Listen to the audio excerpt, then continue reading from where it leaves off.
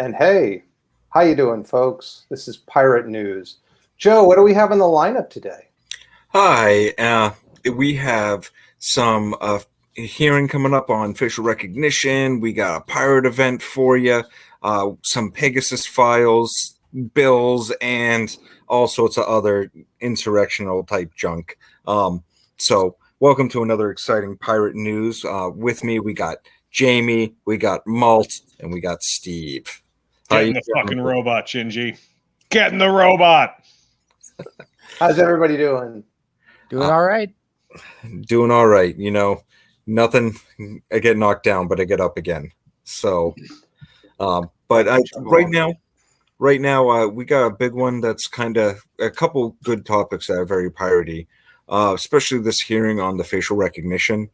What's going on with that? Right. So this Friday, July 30th at 11 a.m., the Massachusetts Legislature's Facial Recognition Commission will be having a public hearing at which the public can sound off about facial recognition technology and why we should ban it in Massachusetts, at least in as much as government can't use it. So I put a link in. We'll put a link in the description. There's a link in the chat. You can go there if you want to testify, and we encourage you to do that. Then you should go and put your name in by Thursday the 29th at 5 p.m. Eastern, preferably earlier. And of course, you can always put your name in, and if you can't make it, you can't make it. I'm sure they'll be happy to skip over you to someone else. So better to put your name in. And you'll get a link from them as to how it's a virtual hearing. So you'll get a link as to how you can participate. And we encourage folks to come out. We'll have our own statement that more than likely I'll be reading, unless I can rope Malt into it. And, we will be there, live tweeting things as best we can. And we encourage folks to virtually come out to it. Yeah, if you don't feel like you're going to risk taking something from someone, because we know that the police, these companies, everyone who has a financial advantage in making sure this happens is going to be stocking the roster with people they've got in their pockets. So, please come out for this. And also, if you can't, you can also go and follow the links, and you can go and submit testimony, written testimony. So you don't actually have to go and read your testimony off. By the way, if you read testimony, you have about 3 minutes to do it. So, choose your words so that you're under the 3 minutes as best you can. Practice, practice, practice. I will say, if you are going to present, don't rely too much on facts or number heavy jargon. Make it personal. Make it tug on the heartstrings. Don't fight fair. Fight as dirty as you can, man. I mean, I think a big part of it too is it will be so easy once this is made a public thing that it will just be used by also the people we don't want using it. Oh, they're already using it. I mean, they are. They really are. I think we probably cover at least one example every week of some powers that be misusing the Panopticon for their own sick ends. And that's just Amazon. Speaking of sick ends, someone found out that I'll just do an aside. Someone found out that cars phone your location home, the newer ones that are connected to, and so you can take a stingray. If you're police, you can take a stingray and follow someone around to see where they are and see what their car is sending. Well, yeah, that's, one of the side effects of having cars that are, software heavy is the need to do updates. And, and it appears that rather than requiring, owners to insert a USB or something into a dashboard, the cars have cell modems and, they have phone numbers and, a couple of years ago, there were, some interesting hacks, people who managed to Yep. get into Jeeps. I think it was Jeep, but, I forget. Well, we'll just say some unspecified make, and do things like remotely actuate the brakes and stuff like that. Oh, yeah, that Speed up, is slow down. Yeah, I that think is Ars Technica, I think one of their guys. Yeah. absolutely still the case. Those hacks are out there on the dark market, on the darknet markets. And it's not like it happened in the past. It's still happening today. It's getting slightly less publicity because the people that are developing the hacks aren't the ones aren't white hats. They're black hats. Like Mhm. they are going to actually use this. I can't reveal too much, but if you own a Tesla, you just put a target on your ass.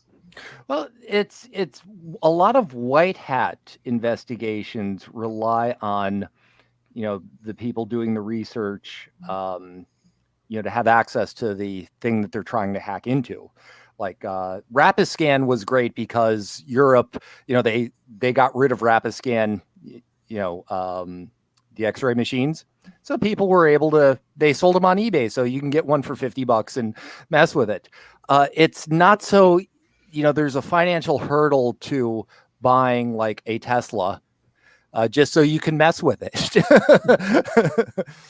It sort of relies on people who are, who sort of pride themselves on voiding warranties and so much and that sort of thing. But The Tesla enthusiast community is largely people who have unwittingly violated their own warranties in pursuit of the ultimate wank ride. mm-hmm. And on that note, also coming up is Yes. August 7th. We're organizing a outing at the Boston Seaport District, to go map every single surveillance camera we can find in that area. So put a link in the chat. We're going to be meeting at the Moakley Federal Courthouse, One Courthouse Way, Boston, which is, if you're going to take the Red Line, you can just go and get off at South Station and then walk over, or you can switch the Silver Line and go one more stop to the courthouse stop. There's parking around there as well. There's many different ways of getting there, but we're going to meet at 10 a.m. We're going to go around for about 2 hours, and then afterward we'll find something to eat and then go find a safe place outside to eat. We don't have a rain date, so we're hoping it doesn't rain. If not, well, we'll reschedule it to some other time.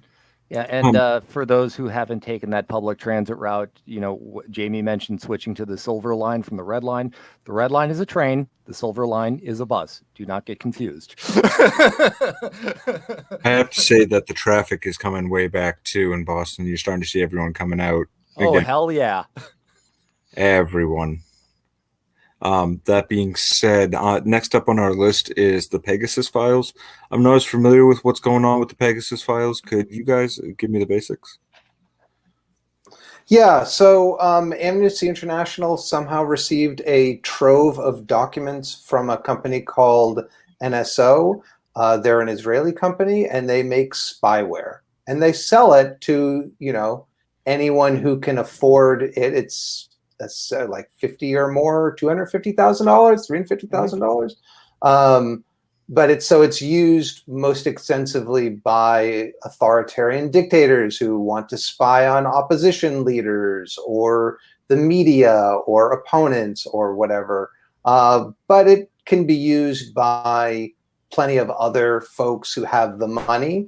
Various billionaires, I'm sure, could do it. And essentially what it does is it sends a payload to your phone in a text message, which, due to the problems with text messages dealing with phones dealing with text messages, will go and then retrieve that payload, and suddenly your phone has been taken over, and they can listen to your microphone and your camera and go to town on your device and find out whatever secrets they have. Of course, the US, China, Russia, UK, they already have their own stuff, so there's no reason they're going to use this. Mhm. Well, one of the notable reading through a list of NSO customers, I believe some of them were Mexican drug cartels, and they were using that information or using the information captured by Pegasus to keep tabs on journalists and so on. So, yeah, it's not just big. I find the irony is not lost on me that something that was purportedly to help governments deal with criminals is in fact being used by criminal organizations to help them deal with the government. I mean, at this point, I'd say there are a number of cartels that qualify as quasi-state agents at this point. Mm-hmm. Like basically everything but name alone. Mm-hmm. Kind of makes you question who's in charge. Oh, yeah. It's the money. The money is in charge. The Mhm. money is always in charge. And speaking of money, Section 230, what's going on with that? Does anyone want to cover this, or? All right, I'll do it. So there's another Section 230 bill that goes. There's another bill that goes after Section 230 immunity protections for any, not just Facebook and Twitter, but any website out there. Only this carves out an exception. Before we had FOSTA and SESTA that carved out exceptions about sex trafficking, but functionally that just applied for all sex work. And this would carve out an exemption for spreading vaccine falsehoods, spreading medical misinformation, which would be interesting, and probably isn't going to pass First Amendment. First Amendment. This passed the Supreme Court because the Supreme Court has already ruled that lying is protected First Amendment. I could absolutely see this succeed. I think vaccine misinformation is such a hot button topic right now. It's having such a negative effect on the economic recovery that I absolutely think the Supreme Court would let that slide. Well, one of the things you mentioned medical misinformation, once you take that into the area of, say, reproductive health, I could just see that being a whole big can of worms.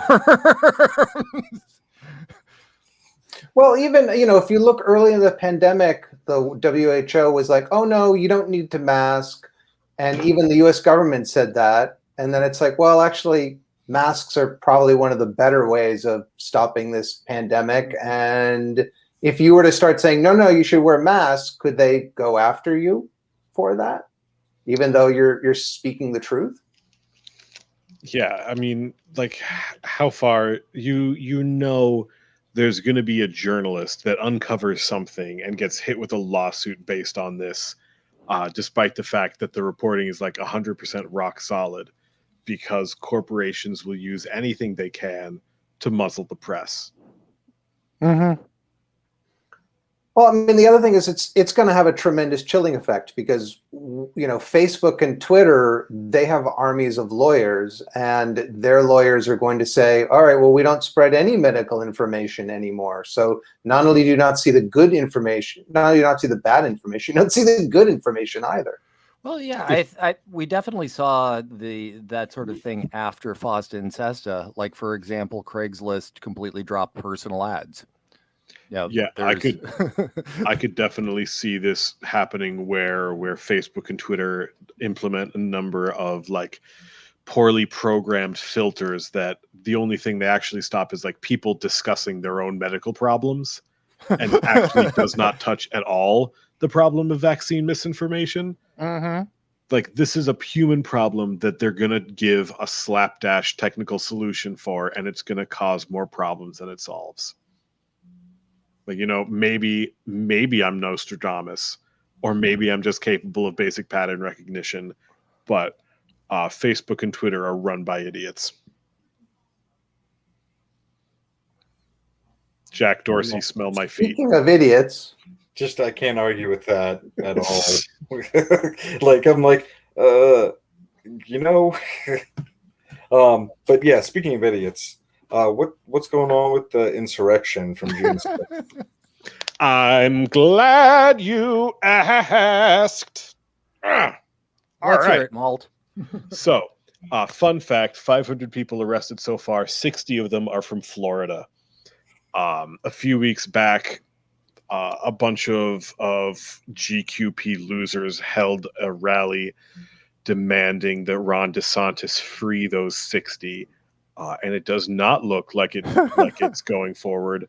But I did find out that Tampa Bay Republican and two-time congressional failure Christine Quinn is still suing area Trump supporters for stiffing her with the travel expenses for her trip to the U.S. Capitol on January 6th. So, like, Jesus Christ.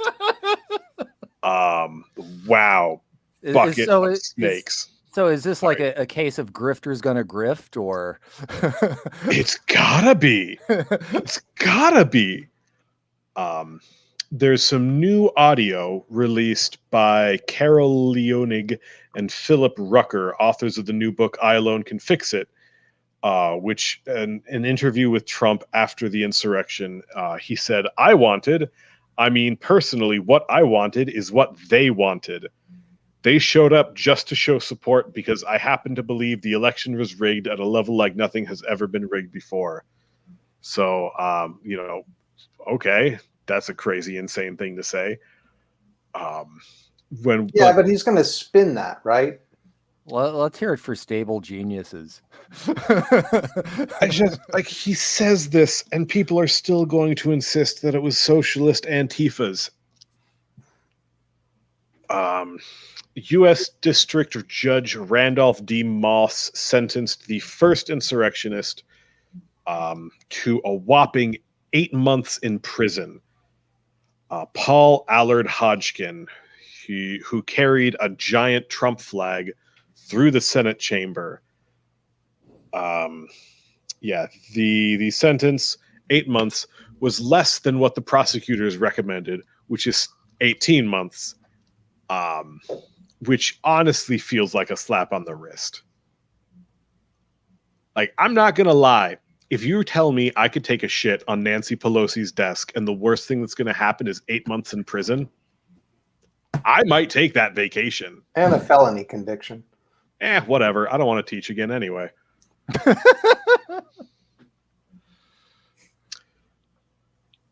Yeah, there's a pretty interesting article up on the Washington Post about like the 4 takeaways from this we can assume, but I'm not really sure I agree with a lot of the conclusions. Like the article states that this is going to kill forever the Republican attempt to blame this on the left. No, it's not. 20 years from now, they'll be trying to blame it on the left. Yeah. I mean, we are still relitigating the end of the Civil War. I think a lot of mainstream Americans do not understand the right-wing grievance culture because they just don't quit. Well, it's not just that. I mean, I'm still seeing people who are upset at Ralph Nader for 20 years ago daring to run against Al Gore.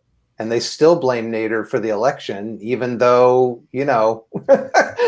any number of other candidates could have gotten the 500 plus vote difference. Bush still stole the election, and the Supreme Court still stole the election. They still blame Nader for it.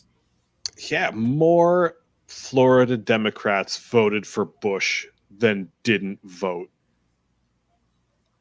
But nobody really ever brings that bit of information up when they're arguing about Bernie Sanders. Mm-hmm. And on that note, please definitely give us a like, subscribe, comment, and join us on our wiki page and mailing list, because we can always use more candidates and more people to help us make this world a better place. Gentlemen, thank you for joining us this evening, and I look forward to many more exciting pirate newses. Sorry I wasn't as active tonight, but I'm still getting back into the swing of things. No worries. Stuff happens. I appreciate you all, and I hope you have a great evening. Don't talk to cops. Take care, all. Everything you say can and will be used against you. Mm-hmm. And we're done.